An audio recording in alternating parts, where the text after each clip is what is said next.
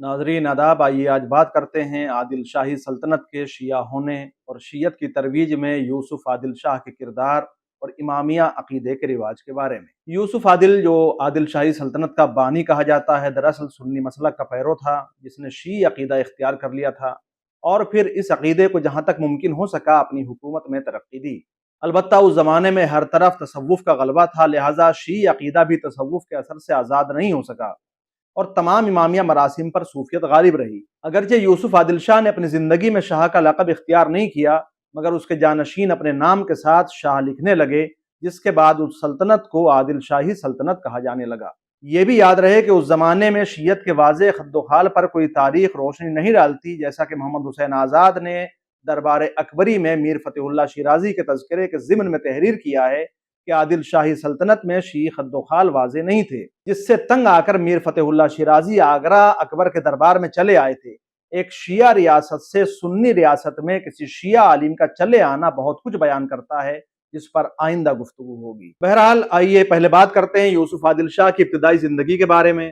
اکثر مورخین نے یوسف عادل شاہ کو غلام کی حیثیت سے متعارف کروایا ہے، جبکہ حقیقت اس کے برخلاف ہے۔ بعض مورخین یوسف خان کو خلیفہ عثمانی سلطان مراد کا بیٹا بتلاتے ہیں۔ ان کے مطابق سلطان مراد کے دو بیٹے ہوئے، ایک محمد جو اس کا خلیفہ قرار پایا اور دوسرا یوسف خان تھا۔ محمد نے تخت نشینی کے بعد اپنے بھائی یوسف کو قتل کروانا چاہا، کیونکہ یوسف اپنے لیے خلافت کا دعویٰ رکھتا تھا۔ اس کی ماں کو محمد کی سازش کا علم ہو گیا اور اس نے خواجہ علاء الدین محمود نامی تاجر کے ہمراہ یوسف کو ساوا بھیج دیا، جو شمالی ایران کا ایک شہر ہے۔ اسی تاجر کے ہمراہ یوسف بیدر پہنچا، جہاں نظام شاہ نے اسے خرید لیا۔ عبد المجید صدیقی مورخین کے اس بیان سے اتفاق نہیں رکھتے۔ وہ لکھتے ہیں یہ روایت اس وجہ سے قرین قیاس نہیں ہے کہ یوسف خان شیعہ مذہب کا پیرو تھا، برخلاف اس کے سلاطین عثمانیہ سنی المذہب تھے۔ عبد المجید صدیقی کا یہ بیان بھی معتبر نہیں سمجھا جا سکتا، کیونکہ یوسف خان پیدائشی طور پر شیعہ نہیں تھا۔ اس نے شیعہ علماء اور اکابرین کی صحبتوں کی بنیاد پر شیعہ مذہب اختیار کر لیا تھا۔ اگر سلاطین عثمانیہ کا خون شیعہ مذہب اختیار نہیں کر سکتا تھا تو پھر یوسف خان کے پوتے نے اپنے باپ کے عقائد کے برخلاف سنی مذہب کیسے اپنا لیا تھا؟ اس لیے یہ کہنا درست نہیں ہے کہ سلاطین عثمانیہ چونکہ سنی المذہب تھے اس لیے یوسف خان شیعہ نہیں ہو سکتا تھا۔ عبد المجید صدیقی تذکرۃ الملوک کے حوالے سے لکھتے ہیں کہ یہ یعنی یوسف خان احمد بیگ حاکم ساوا کا پوتا ہے، جس کو جہاں شاہ نے ساوا کی حکومت سپرد کی تھی۔ احمد بیگ کے بعد اس کا بیٹا محمود بیگ اس کا جانشین ہوا، جو جنگوں میں مارا گیا۔ یوسف محمود کا بیٹا تھا، جو اپنے باپ کے مرنے کے بعد پریشان ہو کر بغداد چلا گیا اور 1463 عیسوی میں دکن آ گیا۔ یہ روایت زیادہ صحیح معلوم ہوتی ہے، جیسا کہ عبد المجید صدیقی لکھتے ہیں۔ مقدمہ تاریخ دکن میں بھی یہ بات ملتی ہے، لیکن اس بات کو مورخین نے قبول نہیں کیا ہے۔ اس کے بعد خواجہ عماد الدین یوسف کو لے کر بیدر کی طرف روانہ ہوا۔ ان دنوں ملک التجار خواجہ علاء الدین محمود گیلانی بہمنی سلطنت کے وزیر اعظم تھے، جو آگے چل کر محمود گاواں کے نام سے مشہور ہوئے۔ خواجہ عماد الدین اور محمود گاواں ہم وطن تھے، دونوں کے درمیان گاڑھی چھنتی تھی۔ خواجہ عماد الدین نے محمود گاواں سے یوسف کی سفارش کی۔ اس کی بدولت یوسف بہمنی سلطنت کے شاہی نوکروں میں داخل ہوا۔ بہت جلد وہ اپنی فطری صلاحیت، علمی لیاقت اور وجاہت کی بنیاد پر عمراء اور وزراء کی آنکھوں میں چڑھ گیا۔ سلطان محمد شاہ بہمنی کو یوسف سے دلی محبت پیدا ہو گئی۔ اس نے یوسف کو اپنے خاص مشیروں میں داخل کر لیا اور عادل خان کے خطاب سے سرفراز کیا۔ اسی عادل خان کے خطاب کی بنیاد پر عادل شاہی سلطنت کو عادل شاہی سلطنت کہا جاتا ہے۔ بخت رسا نے وفا کی تو الگ الگ خطابات سے سرفراز ہوئے۔ 890 ہجری میں بحیثیت فرمانرواں کے بیجاپور بھیجے گئے، جہاں یوسف نے اپنی بصیرانہ قیادت کی بنیاد پر بہت ترقی حاصل کی۔ بہرکیف یوسف خان نظام شاہ کے عہد حکومت میں بیدر پہنچے۔ محمود گاواں نے اس کی لیاقت کو پہچانا اور اپنا متبنہ بنا لیا۔ محمود گاواں کی سرپرستی کی وجہ سے ہی اسے اہم حکومتی مناصب عطا ہوتے رہے۔ 1472 عیسوی میں اسے دولت آباد کا گورنر بنا دیا گیا اور مجلس رفیع کا خطاب ملا۔ اس وقت محمود گاواں گلبرگہ اور بیجاپور کا گورنر تھا۔ 1478 عیسوی میں صوبوں کی تقسیم 9 کی گئی اور 4 صوبوں کو 8 صوبوں میں بانٹا گیا۔ اس وقت بھی یوسف دولت آباد میں ہی مقرر رکھا گیا، لیکن محمود گاواں بیجاپور اور بلگام کا گورنر رہا۔ 1481 عیسوی میں محمود گاواں کے قتل کے بعد یوسف خان نے بہمنی سلطنت سے انحراف کرتے ہوئے محمود خان کی گورنری کے علاقوں کو بھی اپنے زیر نگین کر لیا۔ متعدد بار نظام شاہ نے اسے طلب کیا، لیکن وہ بیدر نہیں گیا۔ 1490 عیسوی میں یوسف خان نے خود مختاری کا اعلان کر دیا اور بیجاپور کو اپنا پایہ تخت قرار دیا۔ بیجاپور کو پایہ تخت قرار دینے کے بعد شہر کی مدافعت کے لیے ضروری امور انجام دیے گئے۔ اس طرح 17ویں صدی میں بیجاپور ہندوستان کے اہم شہروں میں شمار ہونے لگا۔ یوسف خان نے بیجاپور کے ایک زمیندار مکند رائے کی بیٹی بوبو جی خاتون سے شادی کی تھی۔ یوسف کی تمام اولادیں اسی خاتون کے بطن سے متولد ہوئیں۔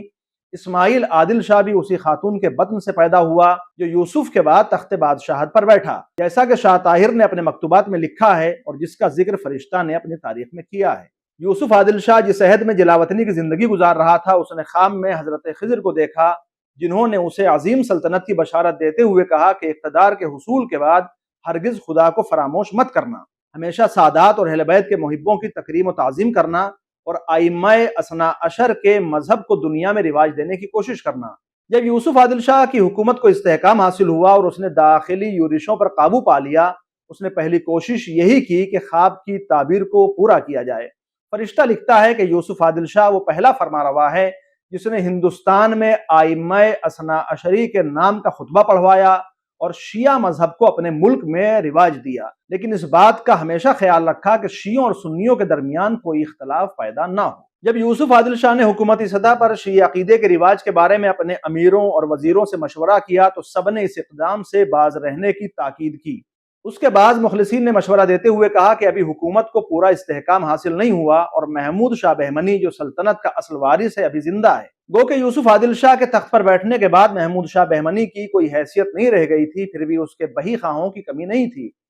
اس کے علاوہ اہل سنت امیروں، گورنروں، فوجی افسروں اور حکومتی کارندوں کی موجودگی میں حکومتی سطح پر مذہب امامیہ کی ترویج و ترقی کے لیے اقدام کرنا غیر عاقلانہ فیصلہ ہوگا۔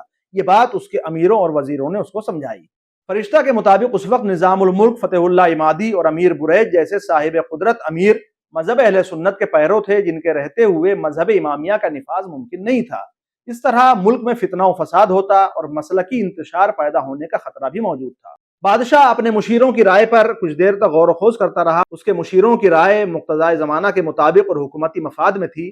البتہ بادشاہ تہیہ کر چکا تھا کہ وہ حضرت خضر سے کیے گئے وعدے کو وفا ضرور کرے گا۔ اس نے اہل دربار سے واضح الفاظ میں کہا کہ وہ خدا سے عہد کر چکا ہے اور اب ایفائے عہد کا وقت ہے۔ اس راہ میں جو بھی مشکلات پیش آئیں گی وہ صبر و شکر کے ساتھ برداشت کرے گا۔ اسی زمانے میں بادشاہ کو معلوم ہوا کہ شاہ ایران اسماعیل صفوی اپنے ملک میں مذہب ائمہ اثنا عشر کو رواج دے رہا ہے۔ یوسف عادل شاہ یہ سن کر بہت خوش ہوا اور 908 ہجری کو ذی الحجہ کے مہینے میں جمعے کے دن وہ خود قلعہ ارق کی جامع مسجد میں آیا اور نماز جمعہ میں شریک ہوا۔ اس کے حکم کے مطابق مدینہ منورہ کے ایک صحیح النسب سید نقیب خان کو امامت کے لیے مقرر کیا گیا۔ اذان میں بادشاہ کے حکم کے مطابق علی ولی اللہ کا اضافہ کیا گیا اور خطبہ جمعہ سے تمام اصحاب کے ناموں کو خارج کر کے 12 اماموں کے ناموں کو داخل کیا گیا۔ قلعہ ارق کی مسجد میں جس وقت ائمہ اثنا عشر کے اسامی کا خطبہ پڑھا گیا اور اصحاب کے ناموں کو خطبے سے خارج کیا گیا، اس وقت علماء عامہ نے بہت واویلا مچایا۔ چنانچہ عین الملک، دلاور خاں بخشی، محمد سیستانی اور دیگر امرائے سلطنت مقدر ہو کر بغیر نماز پڑھے ہوئے مسجد سے نکل گئے۔ یوسف خان کی اس جدت کے خلاف علماء عامہ اور امراء نے چاروں طرف گھوڑے دوڑائے اور مشہور کر دیا کہ یوسف نے عین نماز کے وقت مسجد میں اصحاب کبار کی اہانت کی اور شیعہ عقیدہ اختیار کر کے رفض کا ارتکاب کیا ہے، اس لیے اس کے خلاف جہاد واجب ہے۔ علماء کرام کے مسلسل مفتیانہ خطوط اور امراء کی کوششوں سے امیر برید اور احمد نظام شاہ نے احمد نگر اور گولکنڈہ کی سلطنت کی حمایت سے یوسف کے خلاف جنگ کا سر پھونک دیا۔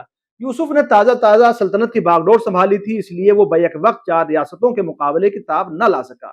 چاروں ناچار خاندیش کی طرف نکل گیا اور اپنے دوست اماد الملک کے پاس جا کر پناہ لی۔ اماد الملک نے مکمل رودات سن کر یوسف کو بہت لعن طعن کی۔ اس نے کہا کہ یہ عین مصلحت کے خلاف ہے کہ سنی علماء اور امراء کی مخالفت کر کے بیجاپور میں مذہب امامیہ کی ترویج و تبلیغ کا اعلان کیا جائے، جبکہ بیجاپور میں اہل سنت والجماعت کی کثرت ہے اور شیعہ اقلیت در اقلیت ہیں۔ اماد الملک نے یوسف کو مشورہ دیا کہ اب اس مصیبت سے نجات کا واحد راستہ یہ ہے کہ محمود شاہ بہمنی اور امیر برید کو خط لکھ کر اپنی حرکتوں پر اظہار ندامت کرو۔ اماد الملک نے محمود شاہ بہمنی اور امیر برید کو خط لکھ کر یوسف کی سفارش کی اور یقین دہانی کرائی کہ اس نے عقیدہ تشیع سے توبہ کر لی ہے اور آئندہ وہ ایسی مذموم حرکت کا مرتکب نہیں ہوگا، اس لیے بہتر ہوگا کہ آپ اپنی پوری فوج کو بیجاپور سے واپس لے جائیے۔ محمود شاہ اور امیر برید نے اماد الملک کی باتوں پر اعتبار کر لیا۔ چاروں ریاستوں کی فوجیں بیجاپور سے واپس ہو گئیں اور یوسف بغیر کسی مزاحمت کے بیجاپور لوٹ آیا۔ کچھ دنوں تک وہ مصلحتاً خاموش بیٹھا رہا لیکن اپنے عقائد سے باز نہیں آیا۔ اس نے معاملات پر مسلط ہوتے ہی ایک بار پھر بیجاپور میں مذہب امامیہ کی تبلیغ و ترویج کی جد و جہد شروع کر دی۔ اس کے بعد پوری سلطنت میں شیعہ مذہب کا رواج ہو گیا اور ہر جگہ امامیہ طریقے کے مطابق رسومات انجام پانے لگی۔ البتہ یوسف عادل شاہ نے سختی کے ساتھ حکومتی افسران کو حکم دیا کہ اس کی سلطنت میں کوئی صحابہ کرام کی بے ادبی کا مرتکب نہ ہو اور اہل سنت والجماعت کی دل شکنی نہ کی جائے۔ فرشتہ کے مطابق بادشاہ کی اس احتیاط کا فائدہ یہ ہوا کہ شیعہ و سنی اختلاف اور مسلکی تعصب پنپ نہیں سکا۔